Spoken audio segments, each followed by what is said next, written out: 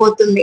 ఆ శ్రమే నీకు ఒక సంపాదనను ఇవ్వబోతుంది. ఆ శ్రమే నీకు ఒక శ్రేష్టమైన కుటుంబాన్ని ఇవ్వబోతుంది. ఆ శ్రమే అనేకమైన కుటుంబాన్ని కట్టేటట్లు నిన్ను చెయ్యబోతుంది. ఆ శ్రమే అనేక మందికి ఇచ్చే వ్యక్తిగా నేను చెయ్యబోతుంది. ఆ శ్రమే అనేక మంది ఒంటరి వారి కోసం నువ్వు నిలబడేలా చెయ్యబోతుంది.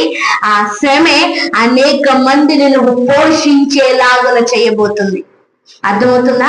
ఈరోజు ఏదైతే శ్రమ నువ్వు అనుభవిస్తున్నావో ఆ శ్రమలో ఉన్న వారిని నువ్వు రేపొద్దుట ఆదరించగలుగుతావు, కనికరించగలుగుతావు, ప్రేమించగలుగుతావు, అలాంటి వారిని బలపరచగలుగుతావు.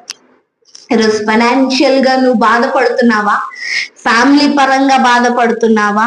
లేకపోతే ఒంటరిగా ఉండి